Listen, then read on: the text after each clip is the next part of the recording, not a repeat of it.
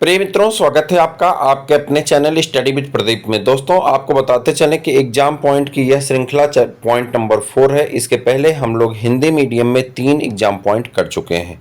आज हिंदी मीडियम के दौर में हम लोग 4 नंबर के एग्जाम पॉइंट को करने वाले हैं, जिसमें आज जो ज़्यादातर चीज़ें ली गई हैं वो किससे ली गई हैं? बैक्टीरिया चैप्टर से ली गई हैं। तो इन चीज़ों को हम समझते हुए आगे की दिशा में बढ़ जाएंगे। वीडियो स्टार्ट करें इसके पहले आपसे छोटी सी रिक्वेस्ट है कि आप चैनल को सब्सक्राइब कर लें, अपने मित्रों को शेयर कर दें और वीडियो को लाइक करना ना भूलें। स्टार्ट किया जाए, एक भी यहाँ पे वक्त गंवाना नहीं है। और पहला प्रश्न आपके स्क्रीन पे कुछ इस प्रकार से है।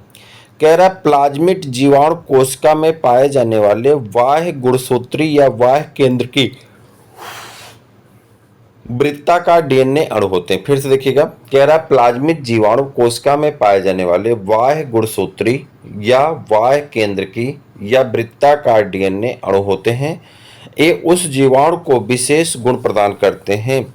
एक कई प्रकार के हो सकते हैं, जैसे कि एफ फैक्टर वाले किसके लिए हैं? ए फर्टाइल फैक्टर यानी जनन प्लाज्मिड होते हैं। टी आई फैक्टर ट्यूमर प्रेरित करने वाले प्लाज्मिड होते हैं। ठीक है। काल फैक्टर विष उत्पन्न करने वाले प्लाज्मिड होते हैं। आर फैक्टर एंटीबायोटिक औषधियों से प्रतिरोध प्रदान करते हैं, ठीक है, करने वाले प्लाज्मिड होते हैं। तो ये कुछ प्रकार के हैं, कुछ प्रकार यहाँ पे लिखा गया है, जैसे कि आपका एफ फैक्टर जनन प्लाज्मिड का काम करता है। टी आई फैक्टर ट्यूमर प्रेरित करने वाले प्लाज्मिड होते हैं। काल फैक्टर विष उत्पन्न करने वाले फैक्टर होते हैं, प्लाज्मिड होते हैं। वहीं पे अगर हम देखें तो आर फैक्टर एंटीबायोटिक्स औषधियों से प्रतिरोधकता प्रदान करने वाला प्लाज्मिड होता है। पॉइंट नंबर 2 पे आते हैं। पॉइंट नंबर 2 आपका कहता है कि जीवाणु माइकोप्लाज्मा आदि सूक्ष्म जीव मोनेरा जगत में शामिल है। जीवाणु माइकोप्लाज्मा आदि सूक्ष्म जीव मोनेरा जगत में शामिल है। ये प्रायः प्रोकैरियोटिक कोशिका युक्त होते हैं। क्या है? प्रोकैरियोटिक कोशिका युक्त जीव होते हैं। तो आपका सही आंसर है कि मोनेरा में जीवाणु माइकोप्लाज्मा ये सभी लोग आते हैं जो कि किस में आते हैं? प्रोकैरियोटिक सेल रखते हैं। अगला दिया गया आपका T I plasmid agrobacterium tumefaciens में पाया जाता है। T I plasmid agrobacterium tumefaciens में पाया जाता है। इस प्लाज्मिड का उपयोग जीन इंजीनियरिंग में वाहक के रूप में किया जाता है। इससे प्राकृतिक रूप से दूसरे पौधों की कोशिका में प्रवेश करने व उसके जीनोम से जुड़कर द्विगुणन, एक गलत लिखा गया, द्विगुणन होगा, था नहीं होगा, यहाँ पे द्विगुणन की क्षमता होती है। अतः इस जीवाणु को प्राकृतिक जीन इंजीनियरिंग भी कहते हैं। इस जीवाणु को प्राकृतिक जीन इंजीनियर भी कहा जाता है। प्लाज्मिड प्रोकैरियोटिक जीवों जैसे जीवाणुओं के केंद्रक डीएनए के अतिरिक्त पाया जाने वाला आनुवांशिक पदार्थ है। हालांकि इसमें स्वद्विगुणन की क्षमता होती है। जीवाणुओं में विभिन्न प्रकार के प्लाज्मिड पाए जाते हैं। आजकल जीनी इंजीनियरिंग में इनका उपयोग वेक्टर के रूप में होता है। जीवाणुओं को उनके अभिरंजक की तकनीकी के आधार पर 2 समूहों में बांटा गया है, ग्राम पॉजिटिव एवं ग्राम नेगेटिव बैक्टीरिया। इस तकनीकी को वैज्ञानिक हैंस क्रिश्चियन ग्राम द्वारा दिया गया था। हैंस क्रिश्चियन ग्राम द्वारा 1884 ईस्वी में विकसित किया गया था। यानी gram positive gram negative bacteria को बांटने में का जो श्रेय जाता है वो किसको जाता है? हैंस क्रिश्चियन ग्राम को जाता है। यही कारण है इन्हें ग्राम पॉजिटिव ग्राम नेगेटिव कहा जाता है। ग्राम पॉजिटिव बैक्टीरिया की कोशिका भित्ति लगभग 150 से 200 एंगस्ट्रॉम मोटी होती है। यह पेप्टिडोग्लाइकान की बनी होती हैं। इसका शुष्क भार कोशिका के संपूर्ण भार के लगभग 20 से 40% होता है। कोशिका भित्ति में टिकोई अम्ल पाया जाता है।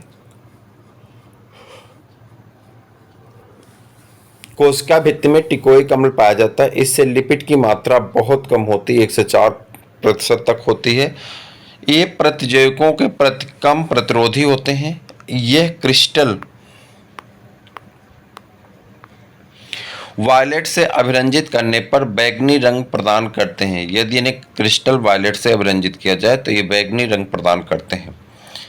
ग्राम अभिरंजन जीवाणुओं के लिए प्रयोग किया जाता है। इसमें 2 चरणों में क्रिस्टल वायलेट तथा आयोडीन विलयन का उपयोग किया जाता है। जीवाणुओं में कसाब की उपस्थिति के आधार पर इन्हें निम्न समूहों में विभाजित किया जा सकता है। जीवाणुओं में कसाब मतलब फ्लैजिला की उपस्थिति के आधार पर इन्हें निम्न समय विभाजित किया गया है, बांटा गया है। पहला है एट्राइकस। यहाँ पे देखिए एक चीज मिस्टेक है, एट्रा है और ट्रा की मात्रा ऐसे लगती है, लेकिन ये एक ही हलंत लगा हुआ, ठीक है। तो एट्राइकस, इसमें कसाब क्या होते हैं, अनुपस्थित होते हैं। दूसरा है मोनोट्राइकस, एक सिरे पर एक ही कसाब पाया जाता है। तीसरा है लोफोट्राइकस, दोनों सिरों पर कसाब के गुच्छे पाए जाते हैं। शिफैलोट्राइकस, एक सिरे पर कसाब का गुच्छा पाया जाता है। एम्फीट्राइकस, दोनों सिरों पर एक एक कसाब पाए जाते हैं, ठीक। उसके बाद पेरीट्राइकस, संपूर्ण शरीर पर कसाब पाए जाते हैं, यानी संपूर्ण शरीर पर फ्लैजिला पाया जाता है। 6 प्रकार से बांटा गया। जीवाणुओं में उपस्थित कसाब में माइक्रोट्यूबुल्स का क्रम 9 होता है, जबकि यूकेरियोटिक कोशिकाओं में यह क्रम क्या होता है, 9+2 क्रम का होता है, ठीक। 9+2 क्रम का होता है, जिसमें 9 सूत्र किनारे पर तथा 2 सूत्र बीच में व्यवस्थित होते हैं। जीवाणुओं व माइकोप्लाज्मा में प्रोकैरियोटिक कोशिका होती है। दूध से दही उत्पन्न करने वाले जीवाणु स्ट्रेप्टोकोकस लैक्टिस तथा लैक्टोबैसिलस श्रेणी के होते हैं। ये जीवाणु दूध में उपस्थित शर्करा को लैक्टिक अम्ल में बदल देते हैं, जिससे दूध से दही प्राप्त हो जाता है। एंटीबायोटिक शब्द वाक्समैन ने प्रतिपादित किया था। एंटीबायोटिक शब्द का प्रयोग सर्वप्रथम किसने किया था, वाक्समैन ने किया था और प्रतिपादित किया था। उन्होंने स्ट्रेप्टोमाइसिन नामक एंटीबायोटिक्स का निर्माण किया था। फ्लेमिंग ने सर्वप्रथम एंटीबायोटिक की खोज की थी तथा पेनिसिलिन नामक एंटीबायोटिक बनाई थी। किसी रोगकारी जीव विष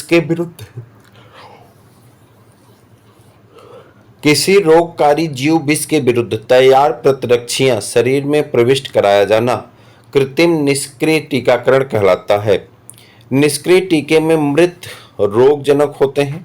इस प्रकार के टीके में रोगजनक को तापमान, रसायन, पराबैंगनी किरणों आदि के द्वारा निष्क्रिय कर दिया जाता है और उसे शरीर में प्रवेश कराया जाता है। जब वो शरीर में प्रवेश होता है तो अपना काम करना शुरू कर दे। राइजोबियम जीवाणु लेग्युमिनेसी कुल के पौधों की जड़ों में सहजीवी रूप से वास करता है तथा वहां पर नाइट्रोजन स्थिरीकरण की क्रिया में भाग लेता है। सिट्रस कैंकर रोग ज़ैंथोमोनास सिट्राई नामक रोगजनक जीवाणु द्वारा होता है। यह एक दंड रूपी ग्राम नेगेटिव व वायवी जीवाणु है। इसमें केवल एक ध्रुवीय कसाब पाया जाता है। प्रत्येक जीवाणु की लंबाई लगभग 1.5 से 3 माइक्रोन म्यू माइक्रोन तथा चौड़ाई 0.5 से 1.5 म्यू माइक्रोन तक होती है।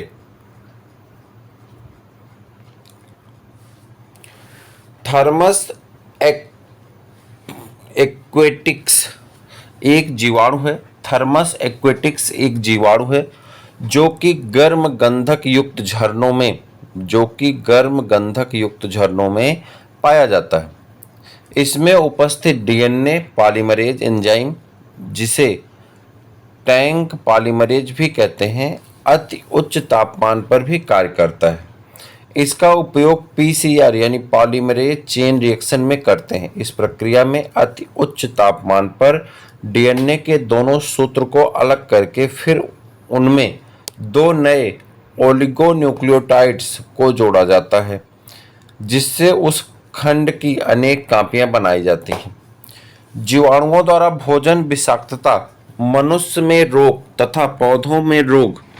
जीवाणुओं द्वारा भोजन विषाक्तता मनुष्य में रोग तथा पौधों में रोग होता है। विषाक्त भोजन से बटुलिज्म नामक रोग बॉटुलिज्म नामक रोग है जिसका कारक क्लॉस्ट्रीडियम बॉटुलिज्म नामक जीवाणु है। मनुष्य में हैजा, टाइफाइड, तपेदिक, पीलिया, निमोनिया आदि रोग का कारण जीवाणु ही होता है। पौधों में citrus, canker, ring rot of potato आदि का कारण जीवाणु है। जीवाणु एक कोश की जीव है जिनकी खोज हालैंड के वैज्ञानिक एंटोनी वान ल्यूवेनहॉक ने की थी। 17वां क्वेश्चन है, पूछा जाता है कि जीवाणु की खोज किसने की थी, तो आप कहेंगे एंटोन वान ल्यूवेनहॉक ने की थी। कहाँ के रहने वाले हैं? हालैंड के रहने वाले। रॉबर्ट कोच का संबंध सूक्ष्म जैविकी से है। इनके द्वारा हैजा, एंथ्राक्स तथा टीबी के जीवाणुओं का गहन अध्ययन किया गया था। सबसे सामान्य भोजन विषाक्तता स्टेफाइलोकोकस एरियस द्वारा उत्पन्न किया जाता है। सबसे सामान्य भोजन विषाक्तता स्टाइफिलोकोकस एरियस द्वारा उत्पन्न की जाती है। आप जानते हैं भोजन विषाक्तता में किसका नाम आता है? बोटुलिज्म वाला, ठीक है। लेकिन यहाँ पे अगर सामान्य भोजन विषाक्तता है तो किसके द्वारा होगा? स्टेफाइलोकोकस एरियस द्वारा उत्पन्न होता है, ठीक। साल्मोनेला टाइफीम्यूरियम द्वारा मांस की विषाक्तता उत्पन्न होती है। साल्मोनेला टाइफीम्यूरियम द्वारा मांस की विषाक्तता उत्पन्न होती है। विटामिन B12 का व्यापारिक स्तर पर उत्पादन प्रोपियोनिबैक्टीरियम किसने? विटामिन B12 का व्यापारिक रूप से उत्पादन या स्तर से उत्पादन प्रोपियोनिबैक्टीरियम द्वारा किया जाता है। विटामिन B12 स्यूडोमोनास बैक्टीरिया द्वारा भी उत्पन्न होती हैं। विटामिन B12 स्यूडोमोनास बैक्टीरिया द्वारा भी उत्पन्न होती हैं। आपको बता दें, यदि चैनल पे आप नए, देखिए हमारा उद्देश्य है कि हम कम समय में आपको ज़्यादा चीज़ें प्रोवाइड करा पाएँ। यही कारण होता है कि हम बहुत तेज़ी के साथ चीज़ों को कवर करने का प्रयास करते हैं। आपका भी उद्देश्य होना चाहिए। मैं मान चल रहा हूँ कि आपने BSc MSc में इन सभी चीज़ों को पढ़े हैं, बस आपको रिवीजन की आवश्यकता है। और आप भरोसा रखिए अपने आप पे कि आपको सब आता है। आपने BSc में पढ़ा, उसे MSc में पढ़ा, इंटर में पढ़ा, आपको सब आ रहा है। बस उन्हें क्वेश्चन के फॉर्मेट में समझने की आवश्यकता है और उन्हें सबसे बड़ी चीज़ है कि किस प्रकार के प्रश्न बन रहे हैं, उन चीज़ों पे फोकस करने की आवश्यकता है। और एग्जाम पॉइंट, बूस्टर डोज, उन्हीं सभी चीज़ों को मेंटेन करने के लिए जिम्मेवार हैं। तो आप निश्चिंत होकर के इसे देखते रहें, अपने मित्रों को शेयर करते रहें। सबसे बड़ी चीज़ है कि अगर आप चैनल पर नए हैं तो सब्सक्राइब अवश्य करिएगा, चूँकि सब्सक्राइब करेंगे तभी आप चीज़ों को ज़्यादा बेहतर समझ पाएंगे और देख पाएंगे, ठीक। जीवाणुओं में श्वसन क्रिया मीसोसोम पर होती है। मीसोसोम क्या होता है? जो सेल मेम्ब्रेन होती है, सेल मेम्ब्रेन फोल्ड हो जाती है और फोल्ड होकर के मानी मुड़ हो जाती है और मुड़ करके किसका निर्माण कर लेती है? मीसोसोम का निर्माण कर लेती है, जहाँ से श्वसन की क्रिया होती है। मीसोसोम में इससे संबंधित एंजाइम पाए जाते हैं। मीसोसोम प्लाज्मा मेम्ब्रेन के फैलाव से बनता है। पॉइंट नंबर 23 आपके सामने है, कह रहा है आलोसायरा धान के खेतों का सबसे सामान्य तथा सक्रिय नाइट्रोजन स्थिरीकारक साइनोबैक्टीरिया आलोसायरा, जबकि सिलेंड्रोस्पर्मम गन्ने तथा मक्के के खेत में नाइट्रोजन स्थिरीकरण करता है। नास्टाक भी सहजीवी रूप से एंथोसिरोस की जड़ों में नाइट्रोजन स्थिरीकरण करता है। आसिलेटोरिया भी कुछ परिस्थितियों में नाइट्रोजन स्थिरीकरण में सहायक होता है। पौधे में क्राउन गाल नामक रोग एग्रोबैक्टीरियम ट्यूमिफेसियंस नामक जीवाणु द्वारा उत्पन्न होता है। पौधों में क्राउन गाल नामक रोग एग्रोबैक्टीरियम ट्यूमिफेसियंस नामक जीवाणुओं द्वारा उत्पन्न होता है। कोढ़ जीवाणु द्वारा उत्पन्न एक रोग है, माइकोबैक्टीरियम लेप्रे द्वारा उत्पन्न होता है। PPLO यानी प्लेउरोनिमोनिया लाइक ऑर्गेनिज्म एक प्रोकैरियोटिक जीव है जिसे एक जीवाणु के समकक्ष माना जाता है। यह सबसे छोटी ज्ञात कोशिका होती है, इसमें कोशिका भित्ति नहीं होती है। जीवाणुओं की कोशिका भित्ति पतली किंतु प्रबल व दृढ़ होती है। यह आंतरिक अंगों की रक्षा के अतिरिक्त जीवाणुओं को निश्चित रूप प्रदान करती है। यह पेप्टिडोग्लाइकान अथवा म्यूकोपेप्टाइड नामक बहुलक से बना होता है। कह रहा है यह पेप्टिडोग्लाइकान तथा म्यूकोपेप्टाइड नामक बहुलक से बना होता है। जीवाणुओं में संयुग्मन, ठीक, कंजुगेशन। जीवाणुओं में संयुग्मन या कंजुगेशन की खोज लेडरवर्ग तथा टेप्टम द्वारा ई कोलाई नामक जीवाणु में की गई थी। फ्रेडरिक ग्रिफिथ ने डिप्लोकोकस न्यूमोनी जीवाणु के रूपांतरण प्रक्रिया की खोज की थे। बाद में अवेरी, मैक्लियोड और मैककार्टी नामक वैज्ञानिकों ने इस प्रयोग को दोहराकर आनुवंशिक पदार्थ की रासायनिक प्रकृति का पता लगाया था। अगला पॉइंट है, ग्रिफिथ प्रयोग में प्रोटीन पाचक एंजाइम तथा आरएनएज पाचक एंजाइम रूपांतरण को प्रभावित नहीं करते, जबकि डीएनएज पाचक रूपांतरण का निषेध करता है। ग्रिफिथ के रूपांतरण प्रयोग में बिसैला स्टेन कौन होता है? यस स्टेन होता है बिसैला वाला, और जो आर स्टेन होता है ये अबिसैला होता है। ठीक है, ग्रिफिथ के रूपांतरण में ये पता चला कि जो यस स्टेन है वो बिसैला है और जो आर स्टेन है वो बिसैला नहीं होता है। ठीक, इधर आ जाते हैं।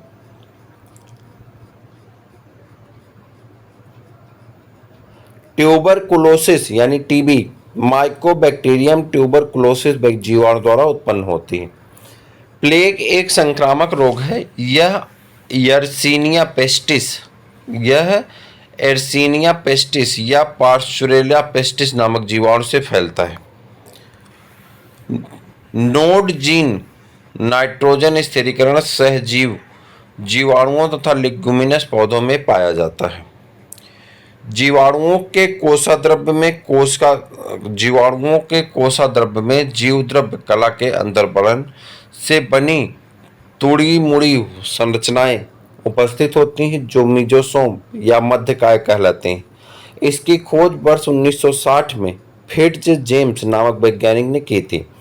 यह श्वसन, डीएनए रेप्लिकेशन तथा कोशिका भित्ति निर्माण में भाग लेता है, जबकि प्रोटीन संश्लेषण में भाग नहीं लेता है। राइजोबियम सहजीवी नाइट्रोजन स्थिरीकरण जीवाणु, एजेटोबैक्टर सहजीवी वायवीय नाइट्रोजन स्थिरीकरण जीवाणु तथा क्लास्ट्रीडियम सहजीवी अवायवीय नाइट्रोजन स्थिरीकरण जीवाणु होते हैं। कैजुएराइना ग्लाइका में फ्रैंकिया जीवाणु के द्वारा मूल ग्रंथियों का निर्माण होता है जो नाइट्रोजन स्थिरीकरण का संपादन करते हैं। मेथेनोजेंस वे जीवाणु हैं जो अनाक्षी श्वसन के दौरान मीथेन गैस का निर्माण करते हैं। मेथेनोजेंस वे जीवाणु हैं जो अनाक्षी श्वसन के दौरान मीथेन गैस का निर्माण करते हैं।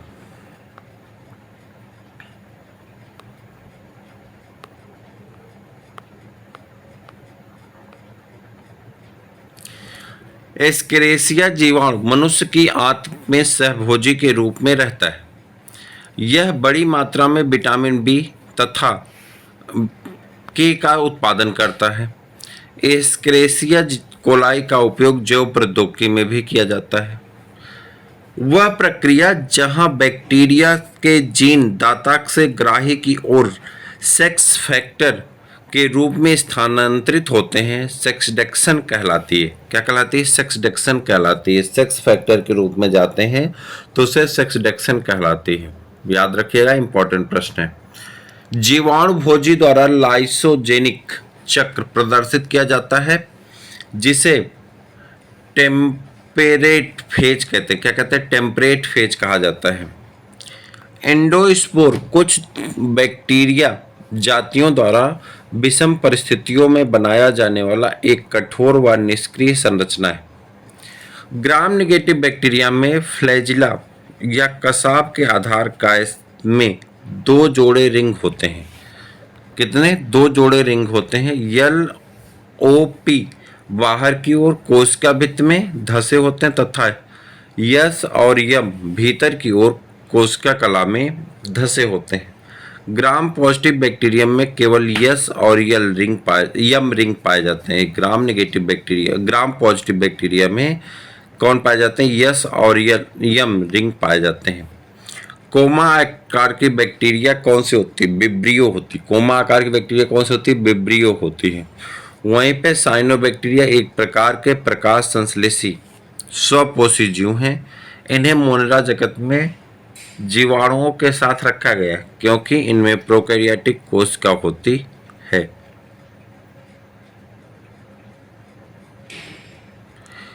इनमें क्लोरोफिल ए